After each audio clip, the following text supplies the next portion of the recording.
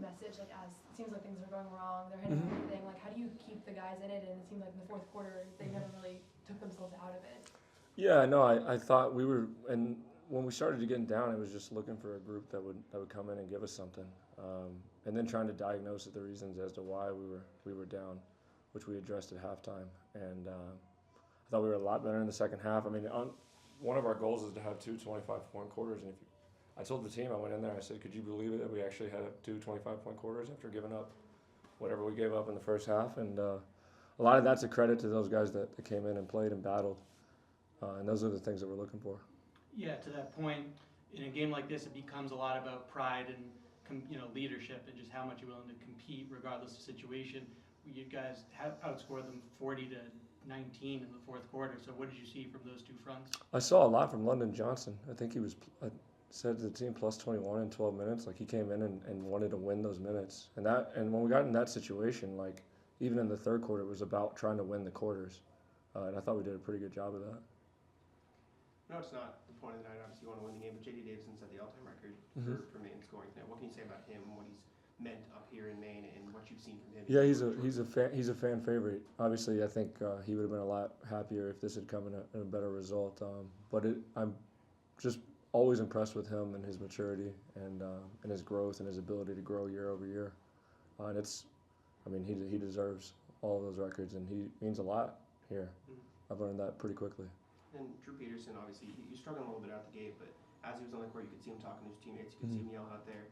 What have you seen from him as a leader on this team? Obviously, he's been back and forth, Boston here, but when he's been here, it seems like he's been pretty vocal. Yeah, no, he's been really vocal when he's been here, and to his credit, like, he hasn't played, in a while, and so we kind of knew, see what happens in this first game, and I liked how he ended up finding a little bit of a rhythm there. But as a leader and a voice, I thought he did a good job. Even at the end, whenever he was, the whole bench was cheering on our guys who were out there, which was important. And with Baylor, he stayed aggressive tonight, 15 points overall. What did you see from him? Toughness. I mean, anytime anyone asks me about that kid, the first thing that comes to mind is just toughness, pridefulness, an ability to sort of do all the dirty work while also being able to make a shot.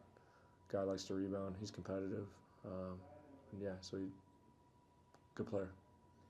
84 points allowed in the first half. Was there something defensively that you look at and say that's kind of the reason that happened, that you didn't like? Sure. You saw? I mean, a lot of it was caused by points in transition, missing shots, and all that. But what did you? Yeah, there was certainly a part of it that was connected to missing shots. I mean, I think we missed a lot of open shots, but to put up 84, it's got to be more than that. And for me, it was about guarding the ball, and just, I think you said the word pride. Like, that was the word that we talked about. Right, just having the pride to guard the ball, and when we did that, we got stops, and it helped our offense. And you mentioned the missed shots. Yeah, it was a really cold first half. When that's happening, how much does that start to factor into players' minds? Like, they maybe start pressing and stuff, even if it's just one-off game. And did it ever get to a point where it's just like, hey, the three-pointer's not falling for us, let's work it more inside? Or is that something where you remember the organizational approach? Like, just keep shooting it. No, I think for all of these guys, like, they can't miss shots and then at the next level turn them down because they're missing them. And conversely, they can't miss shots and let that affect all the other little value-add things that they do, which is their defense and their crashing. And that was something that we talked about. It's been a little more than a year since Jay's ACL injury. What have you seen from him as he works his way back? Just a resiliency to fight and get back. And I was happy to see him get in a rhythm in that fourth quarter, and I've loved having him around. But just resiliency. He's been through a lot. He battles every day to get back to where he is, and did pretty well there today. And then Demetrio, as he kind of acclimates to this team, what are the biggest challenges or things that he needs to work on? Who's that? Demetrio. Okay, yeah.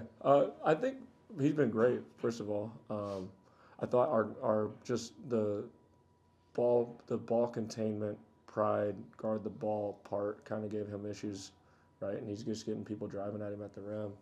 And to his credit, he was challenging every one of those. But we could have helped him a lot better by guarding the ball. But I think he's a locker room favorite. Guys really like him. Guys like playing with him. And he's been really, really productive, especially those first two games. Today was a bit of a rough one for all of us, but those first two games, he's been awesome. Tal, you had somewhat of a unique rise up the coaching ranks, the way you got into coaching, the way you got to Philly, the way you got to Boston. Through 3 games as a head coach, what are your biggest takeaways? Like, what has that experience been like for you so far? Yeah, I mean, it's all encompassing. There's a lot of highs, a lot of lows. I think in the same way that you sort of preach when you're in player development to the players that they can't get too high, can't get too low game to game. Like you have to remind yourself of that in this position, probably more so than you do in other positions. But the one thing that I've definitely gained is just an appreciation for head coaches all over in all different sports, and just the stuff that they go through, because I'm obviously going through some of that.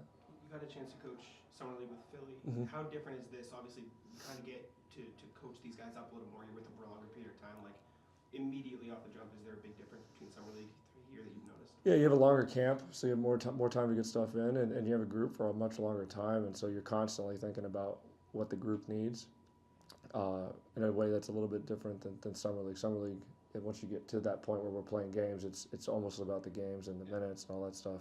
But here it's about coaching a full group and sort of understanding and thinking about that group as a whole, as a unit, more than individual guys, or how that goes in summer league. You mentioned the sort of wanting to this to be a developmental thing, like Boston and Maine being one connected thing. How much do you talk to the guys up in Boston while you're here about that sort of like connection between two organizations? Quite a bit. I mean, I think, you guys know, some of you guys know, like I have a great relationship with the coaching staff there, and so it's a daily conversation in terms of what we're doing here and what they're doing there, and what do we need to start implementing here that might be a little bit different. So we're kind of in constant communication. Going back to a question I asked earlier, when you're having a tough shooting night, is there ever a conversation that goes like, "Hey, the shot's just not there for us, guys. Let's try to find high percentage shots and everything," or is the focus more? No, stick to our game, keep shooting out there, like this is what we do for a reason, kind of thing. I think for the most part, and especially through the first 2 games in camp, like the high percentage shots have been open threes, and so if we get them, we have to take them. And I think when shots aren't falling, you sort of have to lean into your crashing to try to get more shots, right? Whenever shots aren't falling, you got to shoot more than the other team, and some of that's, we talk about it as an organization about winning the shot margin, which sort of takes care of that variance in the shooting. Anything from this game that you look at and say, boy, that's something we need to fix, or is it all just hey, we're 3 games in? I wouldn't say necessarily things we need to fix, but there are things that we can do going into Sunday to be a lot better.